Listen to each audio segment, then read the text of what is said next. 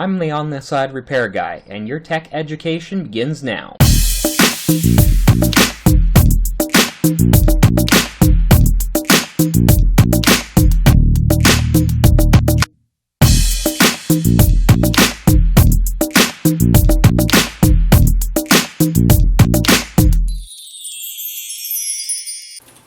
What is the number one thing that kills more computers every year than anything else? If you guessed viruses, you're wrong. The number one killer of computer components is plain old household dust. That's right, little bits of plant pollen, human and animal hair, paper fibers, cigarette smoke, human skin cells. They get into your casing and slowly cause your system to die. To understand the how and why of this, let's take a look inside a normal computer tower and see how the dust gets in, why it causes damage, and more importantly, what you can do about it. Cooling a computer, or heat sink, is split into two categories. Passive cooling, which uses metal cooling fins to pull the heat away from the device, as seen here in the coprocessor as an example. The second type is active or mechanical cooling, which uses a powered fan to pull heat away from the device, as seen here for the actual main processor in the system.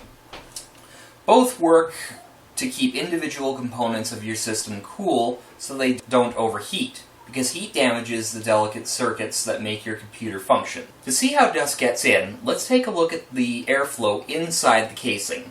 In this particular case, we have three active cooling units.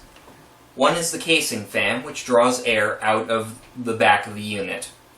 The second is the power supply fan, which pulls hot air away from the power supply. Power supplies make a lot of heat, therefore it gets its own fan. The third is the CPU fan, pulling heat away from the processor and allowing the casing fan to pull that out of the unit.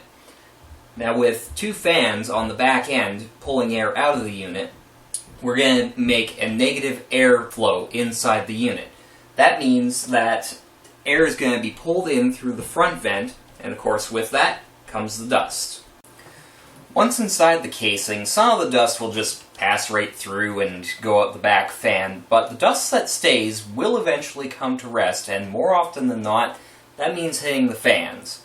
As the fans get corrupted with dust, they start to slow down. As they slow down, the heat builds, and sooner or later, kablam! You got a roasted processor, power supply, motherboard. That's the best case scenario. Worst case scenario is that you've got a lot of dust bunnies in there, and next thing you know, the entire tower is a flare point for a household fire. A tower that causes something like that looks a little bit like this. Now that's a good reason to avoid dust buildup, right? So that's heat sink, casing airflow, and how dust gets in. Now let me show you some of the worst case examples of dust buildup that I've experienced. This is a favorite of mine to use as an example. It's from years ago, but the photos are done in really high resolution, so you can see how bad the dust really can get. If you think that dust bunnies only are found under your bed, you're dead wrong. For this case, we actually had to use a scraper to remove the dust on the bottom because it had been there so long that it had compressed and actually adhered to the metal. This is a fire waiting to happen. Don't let this be your computer. So up until now I focused on dust, but with dust comes a few other things that are just as harmful to your system. Let's talk about cigarette smoke. Now, we know that smoke is made up of particles just like dust, and that means if it lands somewhere, it's going to build up over time. Ever move into a new home that had a smoker as the last owner? Odds are you know the work it takes to wash the tar off the walls. Well, the same thing happens in a computer. Since we're dealing with a tar coming to rest on a heat source, it carries a different kind of danger than dust, though. When dust comes to rest, it takes a great deal of time before it completely cuts off the airflow.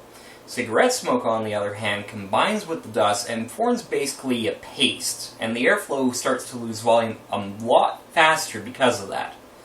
Let's look at a good example of exactly what that paste looks like and why it cuts off the airflow so quickly. This is a processor fan out of an old server turned home computer. You can see the difference between this and the last set of pictures. Here you don't see any light, fluffy dust bunnies. Instead, there's a solid plate of dust and hair fibers that mix with the smoke and tar to make a solid barrier. Now, let me get right in here and show you just how nasty this stuff is. Gross, right? Bad for your lungs, bad for your computer. Sorry, smokers. Finally, let's talk about hair. Sorry, pet owners, but Fido and Fluffy are not helping you win this fight to keep your computer healthy. Humans shed too, of course, but if you have an animal, odds are there's enough of them in your system that if cloning ever were to be perfected, you'd be able to take a viable DNA sample from there. Let me show you a good example of a system that was shut down almost exclusively by pet hair. Now this is a cooling fan from a slightly older laptop, and you can see the hair buildup on the side there. Now take a look at this close-up of the wad of hair alone. As you can see, there's almost no dust in the system. Just one solid lump of hair, and that ended up burning out the processor. So, as you can see, hair by itself can do the job, where dust sometimes may take a really long time to do it. Now, to be fair, pets tend to be the lesser of the three for killing off systems, but let me throw off a completely different caution that you might not expect. The caution of your system killing your pet. If you have a larger animal, dog, cat, please make sure that your power cord is well out of their reach. That's 120 volts. Very dangerous to them. If you have a smaller animal, always make sure that your computer case is well sealed. Otherwise, you may end up with a situation like this one.